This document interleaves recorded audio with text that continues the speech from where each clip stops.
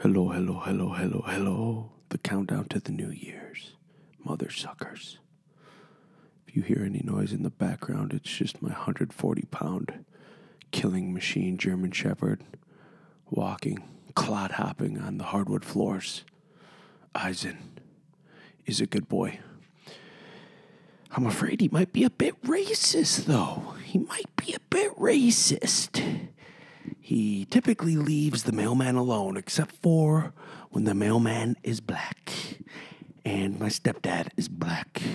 And he jumps on my stepdad in a more physical manner than he does, say, my wife.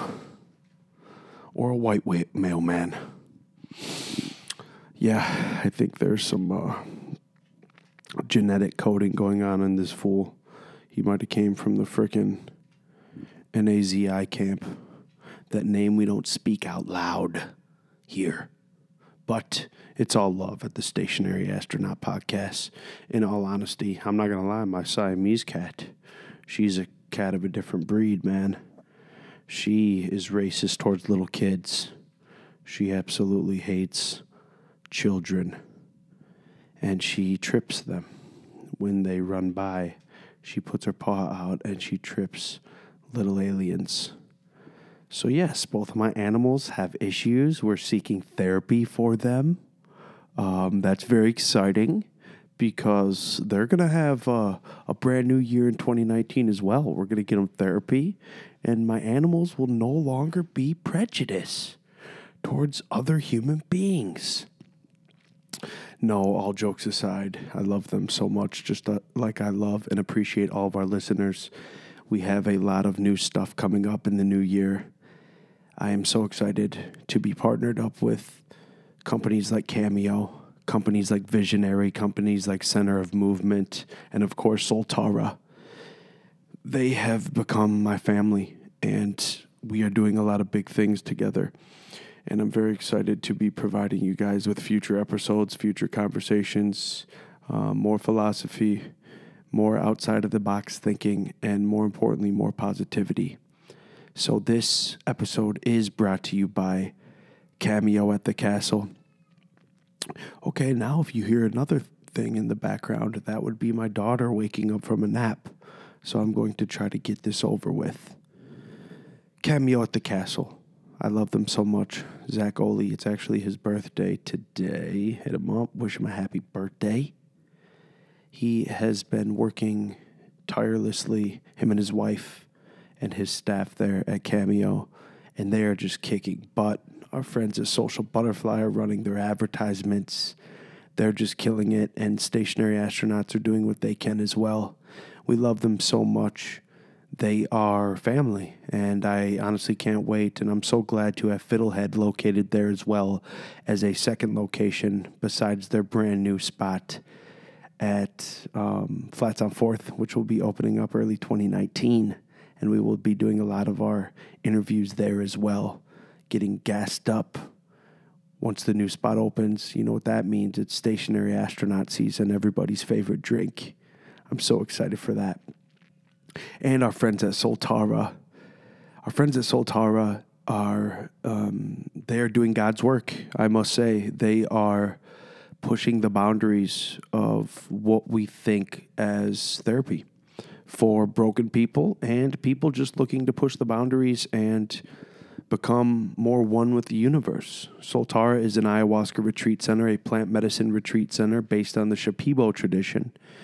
And if you would like to find out more about Soltara and maybe hop on one of their influencer trips where they bring down an influencer and you get to go experience with influencers for a week, it's very important what they are doing, and I'm working with them, and we're like pushing ideas further than what they are in other locations that have ayahuasca retreat centers. We are really trying to focus on influencers and getting people who have a solid grasp on attention on this planet, so we can really get this ball moving quicker. Because as we know, we are in a lot of trouble with our current mind state in regards to how some people are operating our planet, which is even scarier.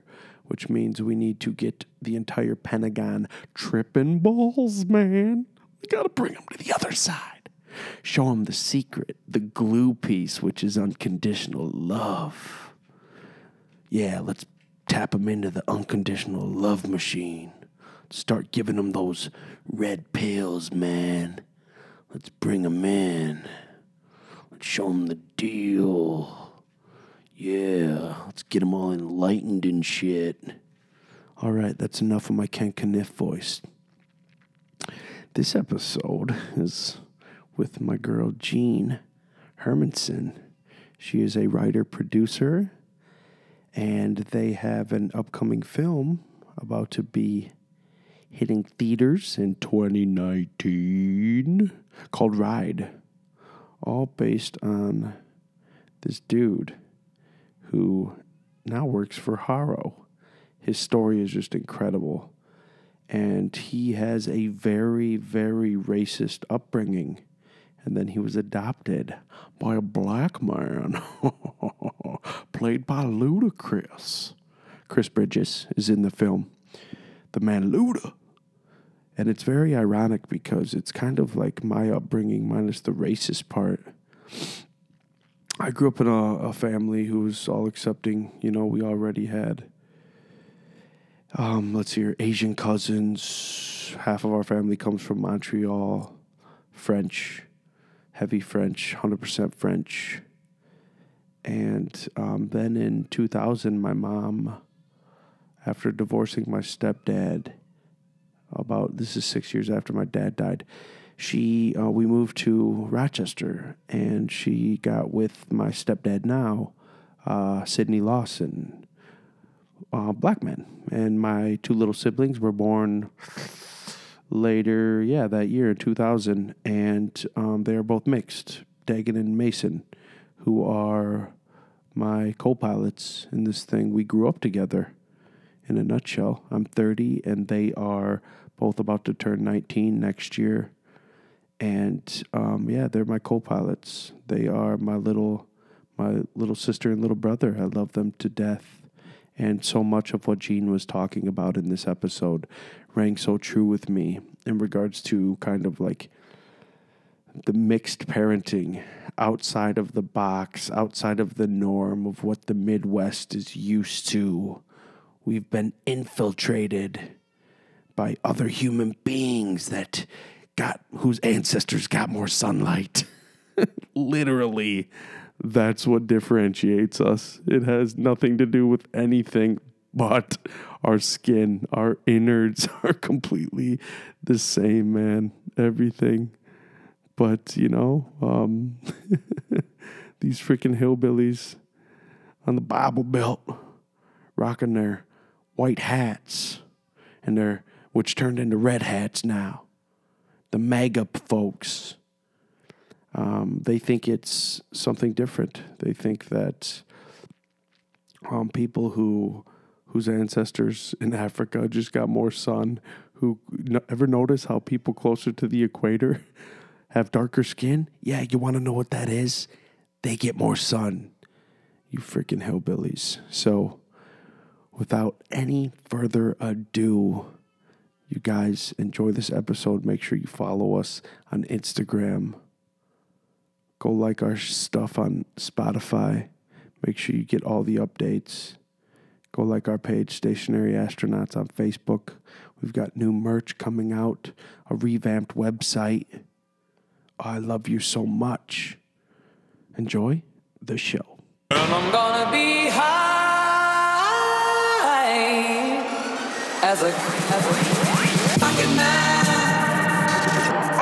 And now, the Stationary Astronaut. Jean Marie, how are you? Doing great. How are you? I've cornered you. We've got you dialed in. Word on the street is you have a baby coming in the spring, and I don't mean a biological one. I do. I'm very excited about it. Okay, so we're going to get into it, and I'd like you to break it down for us and kind of what we can expect out of it, because this is a realm of your life. I had no idea that you were a screenwriter, producer. Yeah. And how long have you been working on this?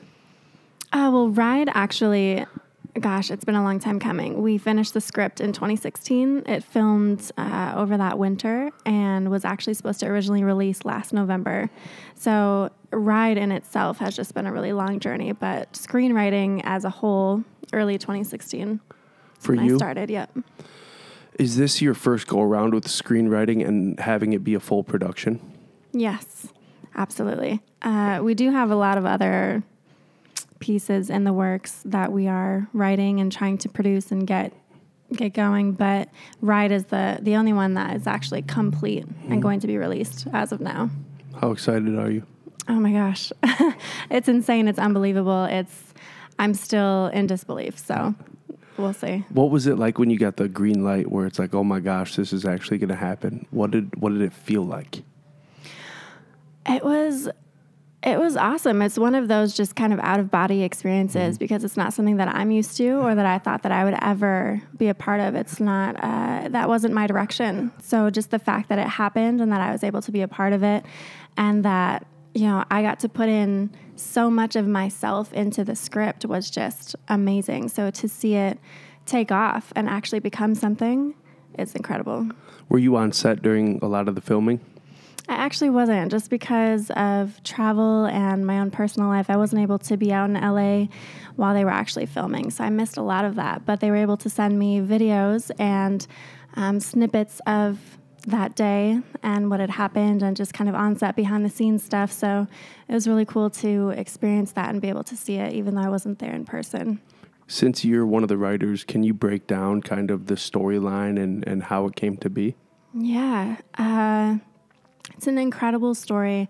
John Buultjens, who is now the brand manager of Haro Bikes, it's insane. So he grew up in Glasgow, Scotland. His life was surrounded by racism and abuse and domestic violence. And as a child, he went through so much just with his mom was abused by his father all the time. And he was abused as well, and kind of just, I remember him saying, this is in the story as well, in the movie you'll be able to see, he was 3 years old, and he was just going up to give his dad a hug after work. He was so excited to see him. His dad grabbed him and threw him in the fire. Stuff like that, just, you don't think about domestic and child abuse and things like that when you grow up. I grew up in such a loving home. It was amazing to me just to even hear one of his stories, and he's got thousands. And when he was 7, his dad was attacking his mom violently to the point where he thought that he was going to kill her. So he went up and attacked his dad. He stabbed his dad. And his mom ended up putting him into a home, and along with his siblings. And that's kind of where it all began for him, because he lost his actual life with his parents, his biological family, but he gained so much more in the end. He was able to, forgive his mom for giving him up as a child. And at the age of, I think, 10, he was adopted into a home that had an African-American father. And growing up in such a racist time and area, he hated his dad. And it's really incredible in the movie. Ludacris, Chris Bridges, plays his adoptive father. And just, they do such an incredible job of showing just the racism and the hate toward people because of skin color. And there's so much in the story that goes to show the violence that happened in the home and bullying at school, and just so much that he had to overcome as a child to get to the point where he felt loved. And he could really just embrace that family lifestyle that so many of us take for granted. And the story is just amazing how he watched E.T. as a child, and that's how he fell in love with bikes. And that's where it all started. And it was amazing because Steven Spielberg actually allowed us to use parts of E.T. in the film. And it's killer. I love it so much. And there's just so much that has just come to light and come just full circle for John as a person.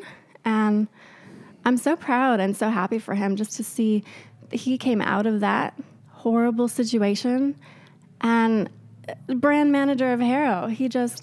There's so many people, if you don't make a choice, make a change in your life, you start the cycle over and you stay in that.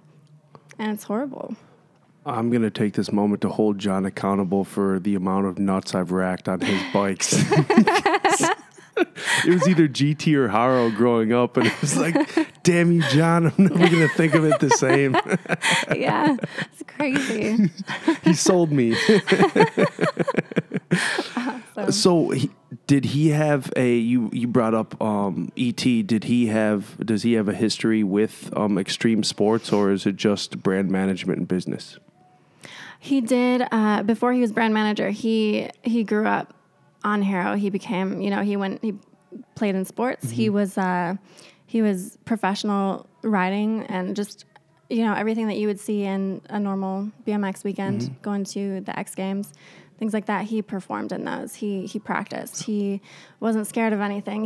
I think he cracked his skull open and got just a ton of injuries and just scary stuff I don't even want to bring up from riding bike and learning and overcoming fear. And part of his intense journey is just riding that bike, mm-hmm. and learning that fear is within yourself, mm-hmm. and overcoming that. So yeah, he was a part of all of that growing up, and that's why, because of his love for it, he became brand manager. Can we expect to get that out of the film? Absolutely. Shane Graham is who plays John as a child, and there's so much just experimentation, I think is a good word, for finding your talent on that bike and pushing limits and trying to just be the best that you can be. He couldn't ride a bike when he was 10 years old and got adopted, and so his adoptive family helped him to learn things like that, things that people learn when they're 4 years old. So it's crazy to see that journey, and then also to see him take that, turn it into a talent, and push himself to become something greater. I can already see the meme, Daddy Ludacris behind him, pushing the bike with the training wheels in his other hand. Joke's on you, John. Totally. Something like that for sure. Mm-hmm. Okay, so enough about John. Mm-hmm. Now let's talk about Jean. Now, you and I went to school together. I did not know this about you. Mm-hmm. Now, did you always excel in English classes, or was it something where you're like, you took a couple college courses and you found passion in film, where you wanted to hit the ground running and actually put in the time? Or how did these connections come about for you? So I actually hated English. But I was really good at it. I got A's, straight A's all the time. I was asked to go into honors classes, but I hated it. I didn't enjoy it at all. I didn't want to do it. I don't like being forced to write or put my thoughts on paper. So I didn't do it. And so after school, I actually didn't take college courses for this either. I kind of just stumbled into this because me and Jack Rear, who is my writing partner, co-writer on Ride, we met through social media, and just kind of, he saw that I had a passion for acting and film, things like that, but that I had no experience. So we just kind of chatted, and he sent me a script that he was working on at the time, and I was like, this is awesome. It's badass. It's so cool. Can I get into this? How can I be a part of this? And so we kind of just started experimenting. We ran through some scenes that he had already written. We were just kind of having fun at the time. And then I put some of my own writing on paper, and he was like, wow, this is really good. So we started writing a couple more scripts after that, and things just kind of took off from there. And then we actually didn't write Ride from scratch. It was a rewrite because the producers were not happy with the final product from before. So we actually took it from the original writer and completely, it was a page one rewrite, start to finish, mm-hmm. but we actually rewrote the script to become what it is now. When you see twists in movies, you know those twists that get you, where it's like, I did not see that coming. Yeah. As a writer, does it make you think like, damn, it's time to up the ante. I got to get creative with this. Yeah, there's been a lot of times where, we've rewritten scripts so much because I love film. I have hundreds of movies. And if you see something that's like, wow, we really should have gone that way, or this should be way more intense, or you read the script start to finish and you're like, that is just, it's not enough. There's nothing there. And yes, directors and producers can bring that out in film, but it's also really amazing for a writer to say, hey, these are the little details that is going to make this or break it. So to be able to add that, it's fun. That's why some of the directors coming up nowadays, like, oh my gosh, Tyler Perry had his run. Yeah. But now we've got the director of Get Out, where it's like plot twist on plot twist. Right. And you don't see it coming. And then all of a sudden the daughter's the real mastermind, you know? It's like, whoa, I didn't see that coming. For sure. And that's kind of how I look at music nowadays, where you have all these rappers coming up and it's like, dude, if you don't have the most creative metaphors ever, you're competing with the likes of Lil Wayne, Drake, Eminem, and Jay-Z. Like, you're competing with these guys. If you're coming in playing junior varsity, it's not good enough. You're done for. Don't even try. And I feel it's that on steroids with screenwriters, because you are having to keep up with the Joneses in the game of the James Camerons and the Steven Spielbergs. Because nowadays, Steven Spielberg can produce a film for a director he's been paying attention to, that's come up through the ringer, and he's been able to have Steven Spielberg as a mentor, where it's like, no, bro, you got to add in these twists, and it's go time. Nora Anderson, the owner of the castle, stepping on in, giving another tour, one of the million she's given. But it's very interesting with kind of screenwriting and how it's playing, because now we're seeing like people transition over, like Chris Bridges. We know him as Ludacris, and now you guys are landing him in your film. That's incredible. What was that feeling like? It was amazing. I was super excited. Excuse me. I was super excited about it just because I love the Fast and Furious movies. I know that he's a killer actor.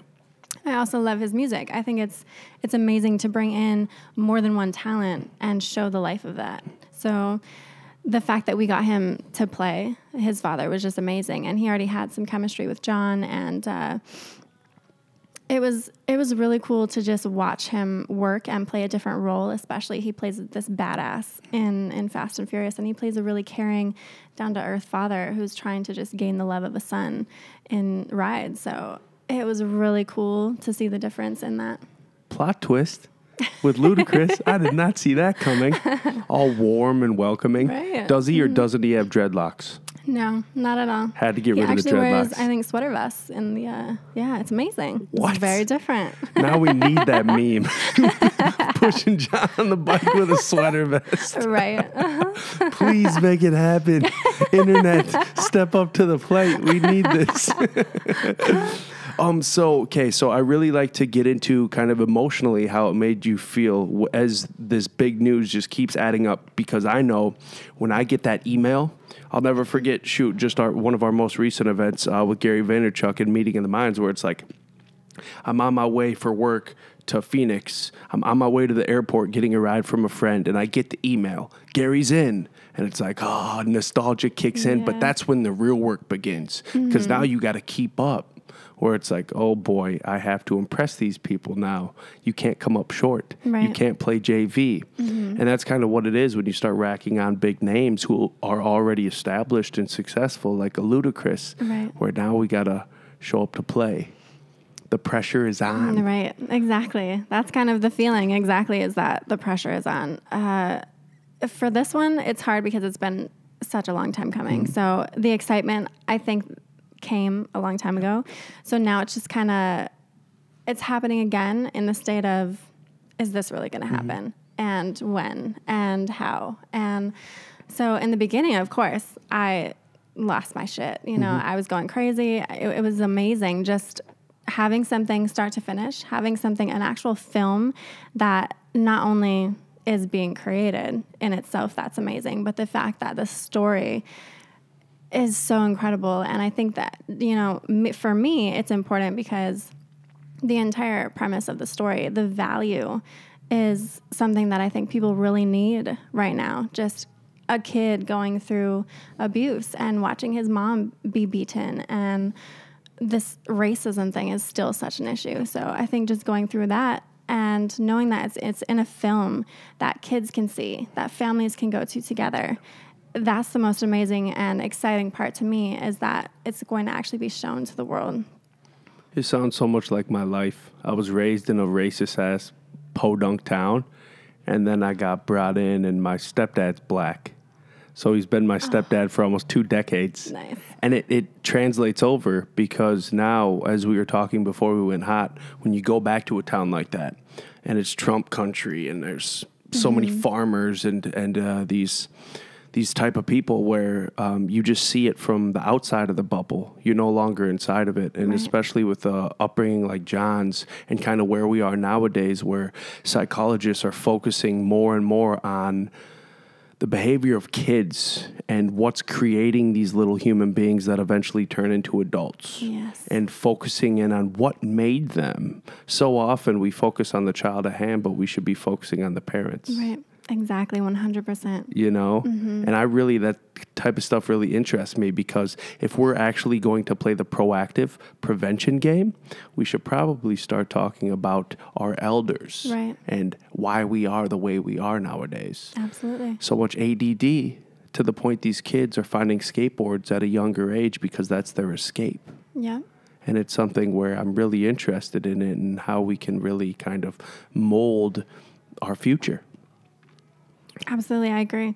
That's something that also, I'm very close with John Buultjens, so we talk about it all the time, and he wonders, what would have happened if his mom didn't give him up. Yep. He's forgiven her and given her such love since then, because the life that he would have had without her doing that and saying, hey, get the fuck out of here. I'm scared for you.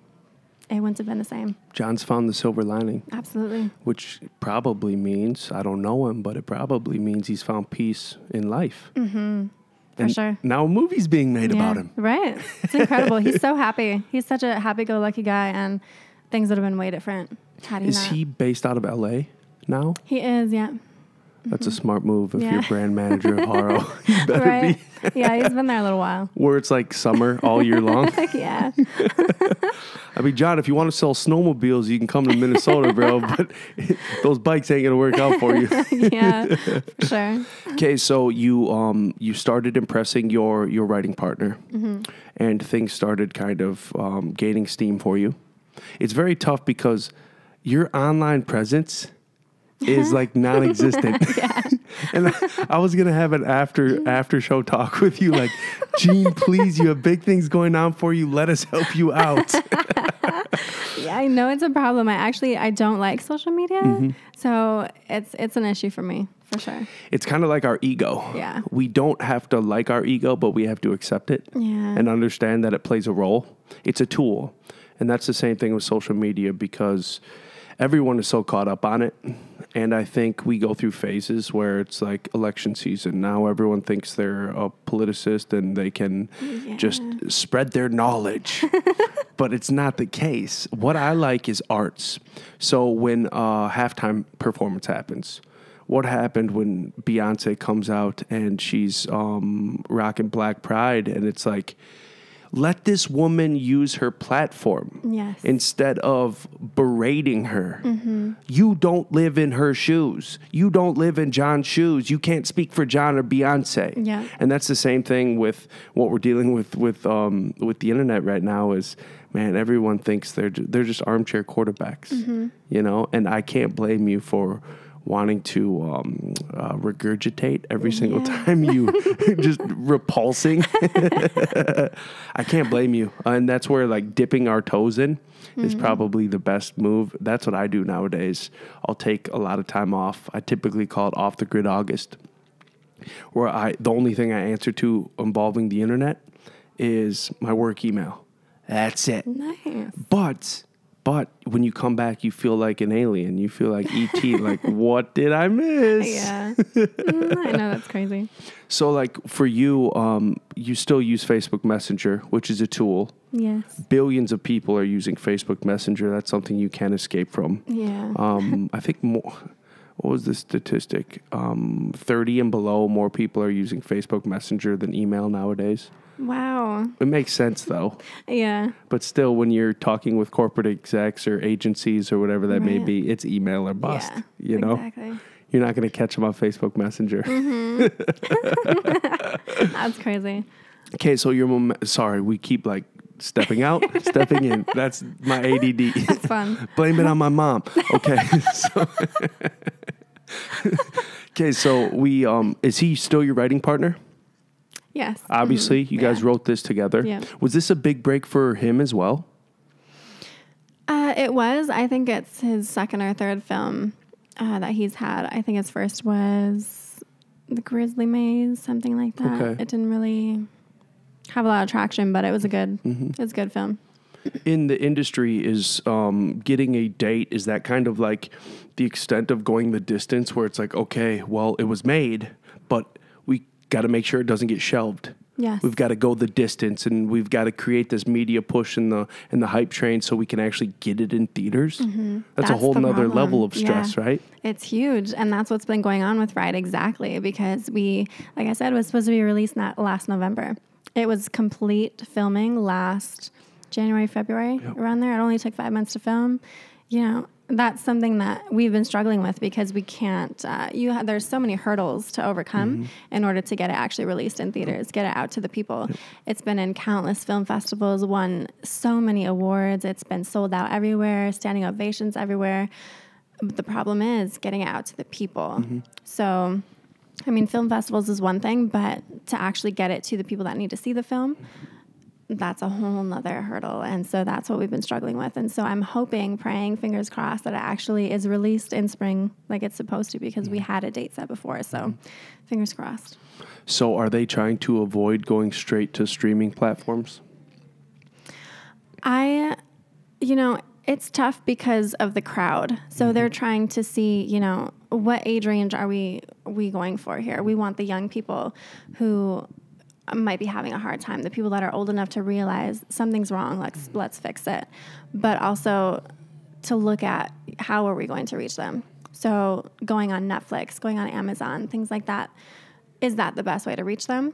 Or, that's something that they're struggling with now too, is just figuring out where and the how and the best way to do that. So it's been a long struggle. It's tough when solid films fall victims to the industry. Yeah. And where it is right now, we all see what's going on with movie theaters. No one's going out. Like, I'm going to a movie tonight, finally going to A Star Is Born. And I've been to a movie theater probably like 3 times in the last 2 years. Yeah. And I'm not the only one though. I could blame it on being busy or whatever that may be, but let's be honest, it's Netflix. Yeah. Netflix has done it to everybody. Yeah. And we saw the transition with Netflix where I was just watching this thing this morning on YouTube about how Netflix back in the day was just you go and you order the DVD and it gets sent right to your front doorstep. But like, if we're to the point now where if I have to go to Best Buy, buy a DVD where I get upcharged, and then because you're paying the middleman and the middleman, and the middleman's middleman, and then you bring that DVD home, it's like, I'm not even putting it in right away because I just wasted 2 hours pulling off this operation to get this damn DVD. I don't have time now. Like, I've got to plan a day, Saturday at 7:00 p.m. with a glass of red wine, and I might consider watching it, to get me, and I'm not blaming it on my ADD, to get me to watch an entire film nowadays, especially in, almost 2-hour film. Good luck, bro. Good luck. You can't even get me to listen to someone's full album nowadays. It's not happening. The reason people love podcasts is because I can consume it on my commute. And that's where, oh boy, remember how we all thought DVD players in cars were the shit back in the day? We need to start using the crap out of them. Yeah. Because that's the only way you're going to get me to watch them on my commute to the Twin Cities. Yeah. Oh, I know. Times have changed so much. Yep. I'll go watch Ride, though. I'll for sure go watch Ride. Yeah, I agree with that. And I actually, I was thinking the same thing a couple years ago when I got into writing, is that when you start meeting people, you meet these producers, you meet the directors, you go to premieres, and it's so different because they want their paycheck. they're not making movies anymore because of the storyline or because it's incredible or because people need to hear this or see this. And the experience of writing a film, creating a film, producing a film is so much different now because there's no magic in it. There's no, wow, let's go watch this movie. It looks amazing. Everything's being remade and nothing's new anymore. Nothing is special. It's all just, hey, we have a new story. Get it written. Let's produce it. There's nothing special about it. Let's move on to the next after that. So the times are so different and life is moving so much faster. It's hard to want to stay in an industry like that. That's why I'm still here. I'm not in LA because there's nothing there anymore. You know? The glam of the, oh my Lanta, is this real life right now? Zach? Oh my gosh. That's what you call the breakfast sandwich hookup. I was not planning that. Plot twist. See, that's interesting. Yeah. Zach only just drops off a couple breakfast sandwiches. Dope. Okay, so what I was going to say is the glam of the big studios isn't there anymore. Right. And that's tough for someone who wants to produce films all the while you live in the Midwest. Right. And it opens up Pandora's box, though. There is a silver lining to it. Yeah. Where you can get way more creative from home base. I get more dopamine drip from seeing Netflix original or HBO original where they, like True Detective, season 3 is about to come out. That tickles my fancy right there. And we know that it came straight from HBO originals. As opposed to Miramax and Warner Brothers and those. It's like Time Warner. It's just not Lionsgate. It's just not tickling my fancy anymore. And I think it's a psychology thing for all of us. Yeah. It's played out. For sure.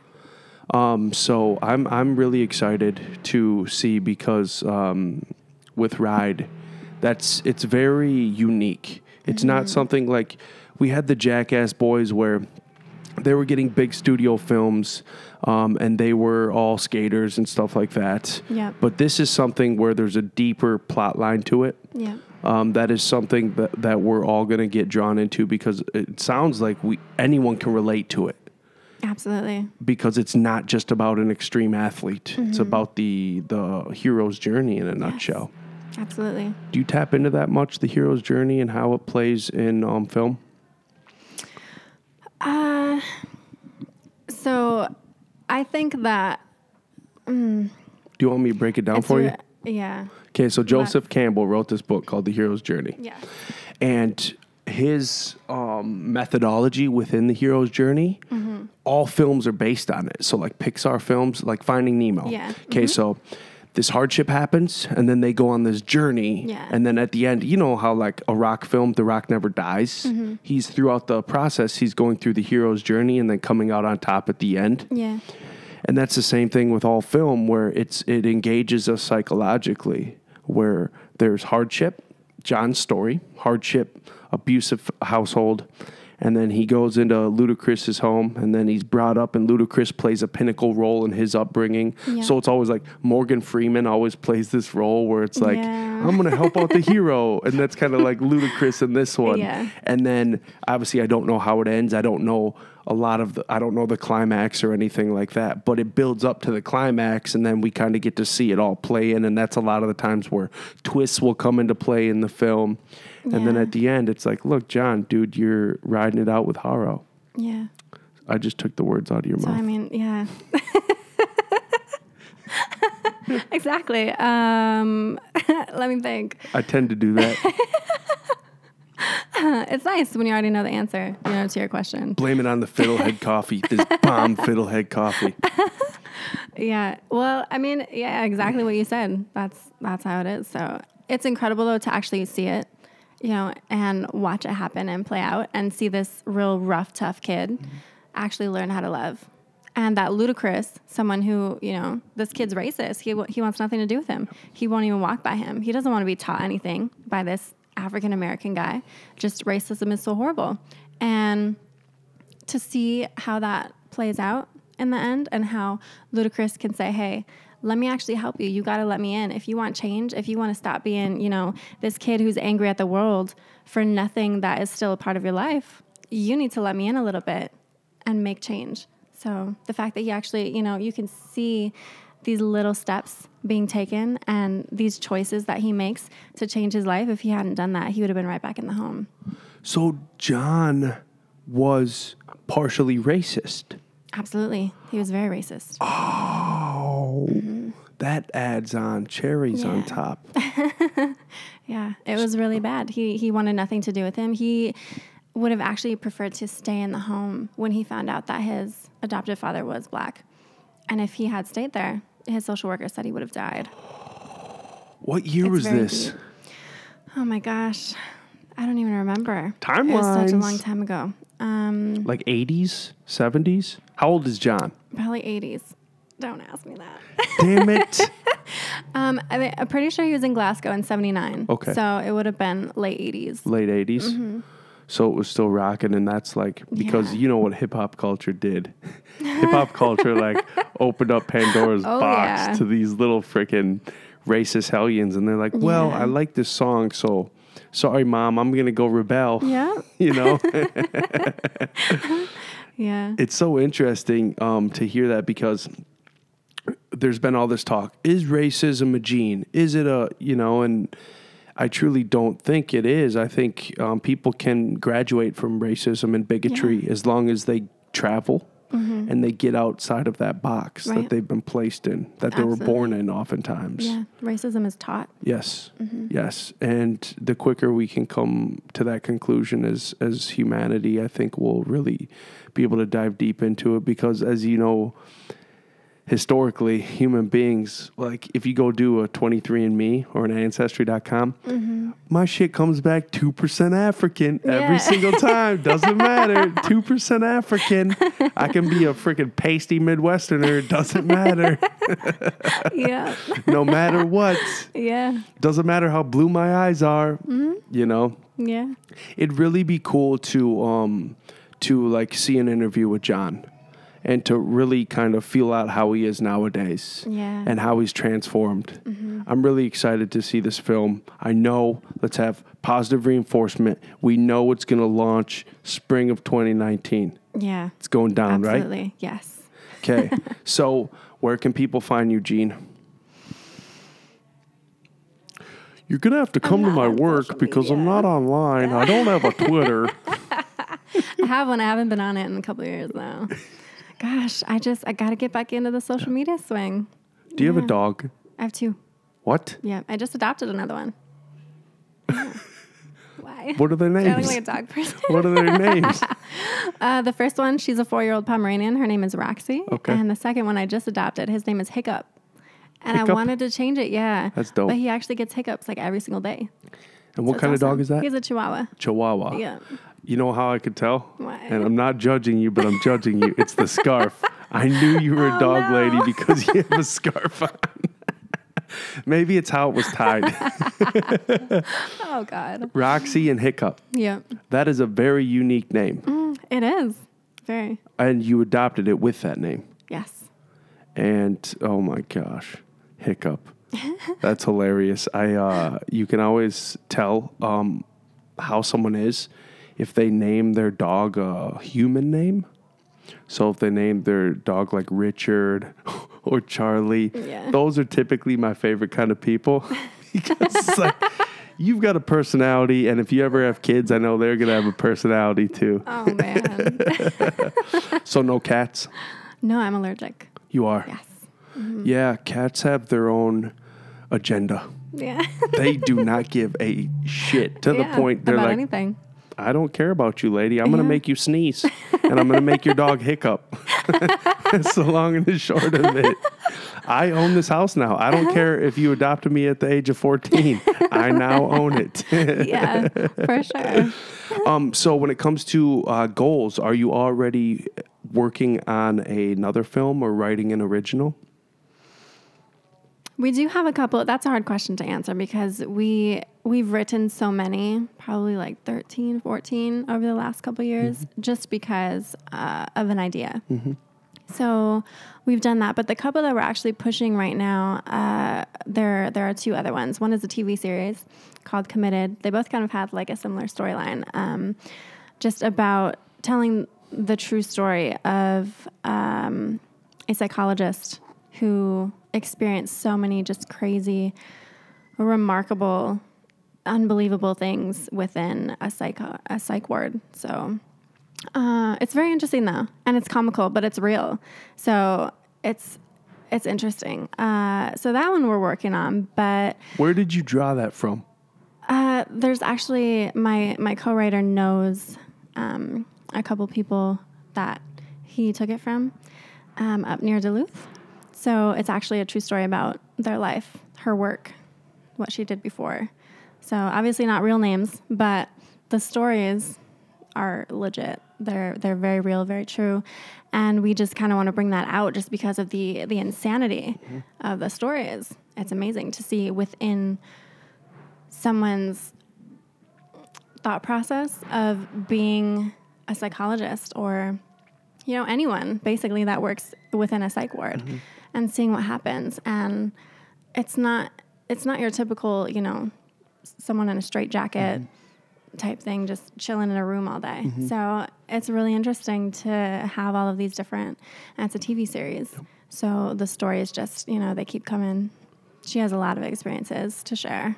That's a super dope angle, especially as we realize the power in the 21st century, the power of the placebo, the power of the mind, how we're able to kind of extrapolate these mental disorders that people are becoming ridden with. Yeah. I just had a conversation with my great uncle a few weeks ago before I left the country, and he is a priest, and he told me a few stories. He had 3 distinct stories about having to go do exorcisms.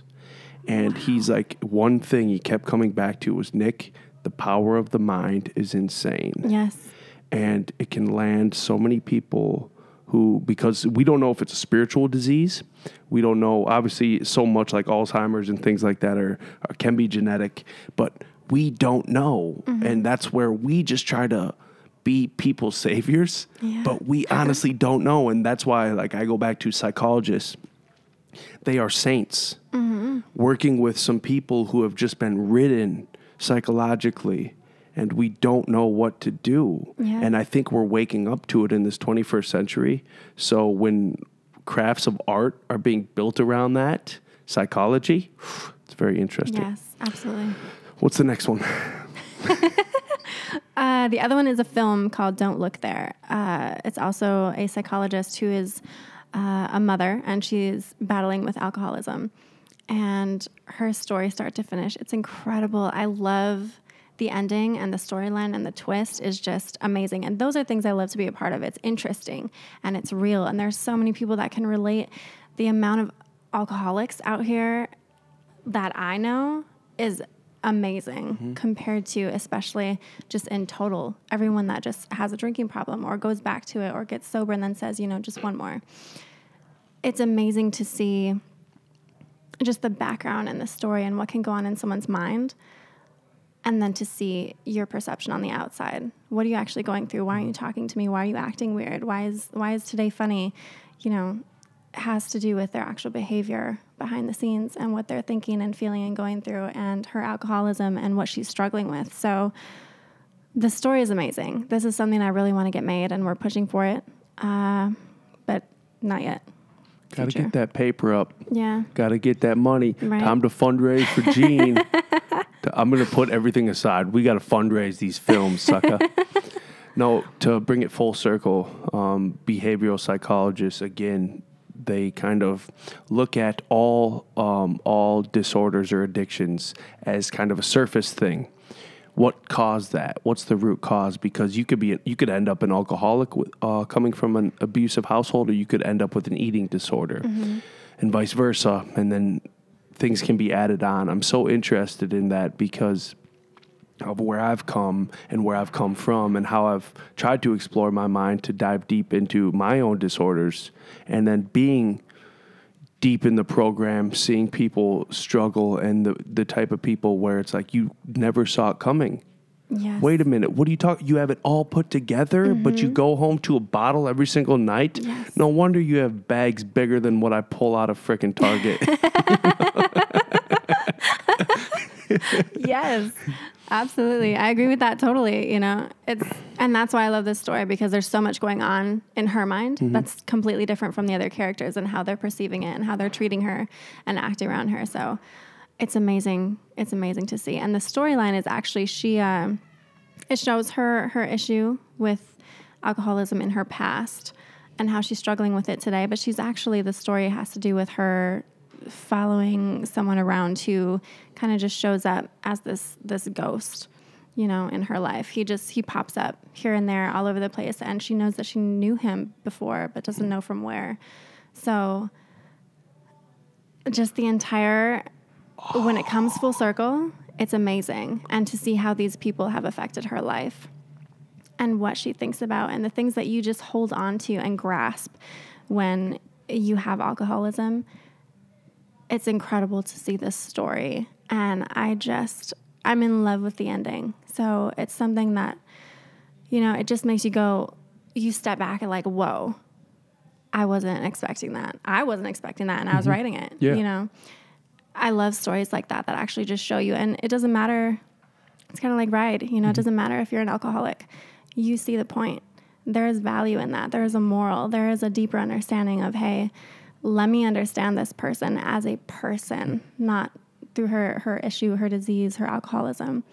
It's beautiful. I love the story. Does that guy in the story, does he end up a good guy or a bad guy? Very good guy. Very good guy? Yeah. Because she was an alcoholic, so him in her past, and she didn't remember him, correct? Yes. And he ends up a good guy. He is a good guy. Yep. Ooh, I'm excited to see how that plays out. It's a very good storyline. I love it. That's very interesting because anyone can relate. Yes. Again, going full circle, anyone can relate to things like that. And especially nowadays, do you know how you can tell someone's an alcoholic? How? If they make a long Facebook post at 2:30 in the morning. I wouldn't know. I mean.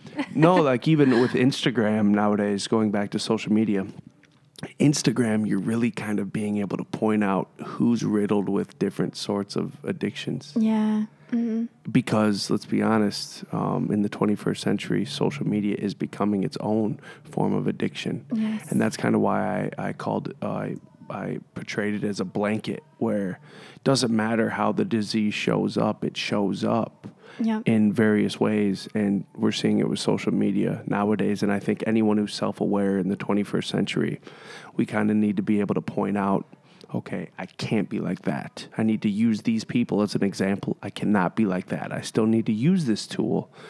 But oh boy, I can't be making long posts at 2:30 in the morning. That's going to get me in trouble. Yeah. Mm-hmm. Even with like Instagram models, okay? Mm-hmm. So you have Instagram models, and Gary Vaynerchuk actually talked to me about this regarding how they look so peachy on the forefront, but they are so dark in the backdrop. Yeah. And that's something where we're not even paying attention to it until two of them kill themselves in a matter of 2 weeks. Mm-hmm. And then we talk about it for a week, and then we forget about it. Then another thing will happen. Mac Miller will happen. We talk about it. Then we forget about it. Yeah. And then what we do is we backlog their social media posts. And that's like, oh, shit, you could just tell you're super sad. Right. And when are we going to start being proactive? And I really think that when film is done correctly, that is one way of being proactive, because film you can always replay it. You can always go back, and every single time you watch it, I still watch some of my favorite films today, Pulp Fiction being one of them, where I always have a new aha moment when I watch it. And that's the power of film when it's done correctly. Absolutely. Do you feel the same way, Jean? I agree. It has to be done correctly. It's exactly what you're saying. These films that, they're just making them to get a paycheck. Mm-hmm. I don't like that at all. There has to be value, moral, show people what needs to be said. There's so many problems in the world today that if we can tackle those in film, get it out there, show people, hey, the world is moving so fast. People love films. People love TV. People love music. Mm-hmm. Get it out there. Yep. You got to get that story to these people who don't want to have a face-to-face conversation with anyone anymore, who don't want to pay attention to what's going on in your life. I'm bored talking to you right now, who just need to see the story of, hey, if you see this sign, if this is happening, if this is the storyline, you know, pay attention. I know that you have friends that are going through something like this. I know that you might have family, you know, things that people just don't slow down enough to say, hey, let me think about this for a second. So that's why I love Don't Look There so much, because it says, hey, this is how I perceive you, but she's going through something way different on the inside. So we're all broken our own way. yes, I believe that completely. And I actually kind of got called out on this. I was just on an ayahuasca retreat, and there's this girl who's got it on the surface all put together from New York City. She's from Canada, works for this company in New York City, and she's able to work remotely wherever the hell she wants as long as she's got a computer. And I was laughing because this isn't my first rodeo, you know, and this is her first rodeo. And it's like everyone who ends up at these retreats is broken in their own way. And she kind of took offense to it because it like hit her. And it's like, no. You might have it put together professionally, but there's a reason why you end up down here. Yes. This is just one part of the big equation. You might admit to yourself someday that, okay, I got this to work on and that to work on. But it's like the quicker you do it, the better, because vulnerability is king nowadays. Yes. The quicker we can, especially with the male egoic dynamic we have going on, is the quicker we can admit that I need to be vulnerable. It's not being soft, it's actually strength. And the quicker we can do that as a society, we're going to get to the promised land. Yes. I just don't see it happening soon, given our culture right now. It's kind of being made cool, but at the same time, there's still that dynamic where in households, it's expected to know this is how it is. A to B to C to D. That's just how it is. But the paradigm is totally shifting nowadays. And it's really kind of coming to the forefront. And the more we talk about it, the better we'll be. And I really think that the way, like Harvey Weinstein, I wanted to talk to you about Harvey Weinstein because now we are seeing the power of the purse. Yes. No longer women are becoming producers. Women are becoming the power players in the making of film. It's no longer this white male is in control of everything. It's now where you don't have to sleep your way to the top like it used to be in the Marilyn Monroe days. Yes. Now, mother trucker, I hold the power. And I think that's playing a huge role in the shift of the paradigm. What do you think? Absolutely. I agree completely. And Angelina Jolie and Margot Robbie are two of my favorites. And they're so powerful. And the fact that they say, no, this is how it's going to be. I'm taking control. I'm going to lead this one. Let Jennifer me show you Lawrence, how amazing too. It's going to be. Yes, absolutely. Oh, another one. There's so many.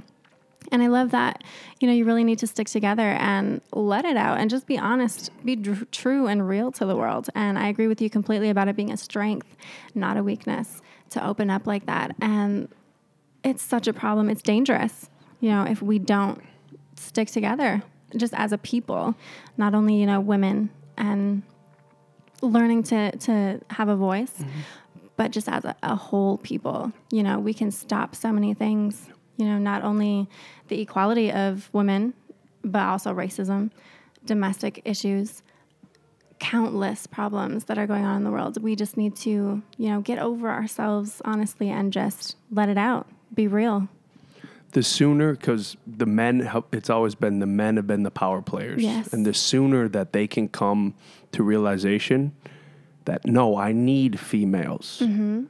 Females, we all need each other, but females need us to know ourselves to be able to be the change we wish to see. Yes. If we really think that we always want to be, dude, I don't want to be in control. I would much prefer women run the show because guess what? It would be totally different than the fuck job that's already happened. You know what I'm saying? We might have our ebbs and flows and go through some, it doesn't matter. Yeah. Give us something different. For real. And that the sooner men can kind of get to the point where, dude, you don't have to like not look at females a certain way. You don't have to not be attracted. You don't have to throw your testosterone out the window. But what you do have to do is allow them to come to the big boy table. Yes. So it can be a rainbow people table. No longer the big dogs, Yeah. just all of us. And I think as that happens, like Jennifer Lawrence, the reason I bring her up, how she put her heels into the ground And she said, nuh-uh, I want to make as much as Bradley Cooper. Yes. And for Bradley Cooper, what rang true with me was Bradley Cooper saying, yeah, let's do it. Let's do it. I don't care. I make enough money. Mm-hmm. As opposed to like the Tom Cruises of the world where, nope, he wants to be the one on the big poster. Yes. Just me on the poster. Mm-hmm. And I thought we saw it with like Brad Pitt and Angelina Jolie in the couple films they did together. And then you start seeing the numbers get broke down. It's like, oh, shit. Yeah. She's just kind of been she was just a poster girl for a long time. And then she finally just started having enough. Yes. Where, no, I make the film. By me being in the film, I make it. Yes. There is no Tomb Raider without me. You know? Absolutely. What do you think about the new 007 being a woman? I think it's killer. That's a power move right I think there. it's amazing, yes. Yep. They should have done this a long time ago. I think it's badass, and it really, it comes with the times. Mm-hmm. I love that, with the empowering of women now, she's coming too. But it's unfair that it hasn't happened sooner. Mm-hmm. So I have mixed feelings about it. Yep. Everything is meant to happen when it happens. Mm-hmm. And I know we're all so impatient, especially in this 21st century, but I really think that like now is the perfect time. Yeah. With our political construct right now where people, and I've talked about this on past episodes where it's like everyone hates Donald Trump. That's a given. Oh, I know that's a given. He's just a piece of crap. But the thing is this had to happen to show us how bad it can get. Yes. You know? How bad it can get. Yeah. And then now, like our next go around, like 2020, it's going to be the power of the purse, man. The power of the purse. People don't realize that women's purses have been getting bigger and bigger over the years. And that's because you guys are loading up cannonballs in those motherfuckers. We're ready. Yo, do you see her biceps, bro? She's been freaking... curling that big ass freaking Gucci purse. Yeah, we're taking over. Yeah, it's happening, and I'm so ready. We got our first woman mayor. Yes. And now, like, I really like kind of people sleep on John Marshall. They sleep on us. Everyone talks about the school on the hill century or Lourdes, where it's like, they were set up. They were born on second and third base. Mm-hmm. No, we are the dark horses. Yeah. The John Marshall Rockets were the ones blasting off. I really no, because look at all of us. We're all kind of making our own moves, but we're coming together as a collective. Yes. And it's like, no, you're not going to stop us. Mm-hmm. The hype train is rolling for us, and we're going to keep this momentum rolling. Inertia is a beautiful thing. Yeah. Power of the purse, baby. That's the name of the episode. I love it. Oh my gosh, that's amazing. We thought it was going to be ride, but no, it's going to be power of the purse. Y'all are stuck. Yes, definitely. And I agree with it completely. That's awesome. Okay, so anything else we can help you with? We got your back no matter what. We'll take control of your social media presence and we will make sure that people know you exist. Oh, thanks. Okay, so sounds good. This will be released in a couple weeks. We love you, Gene. Thanks for showing up. Thank you. Thanks for having me.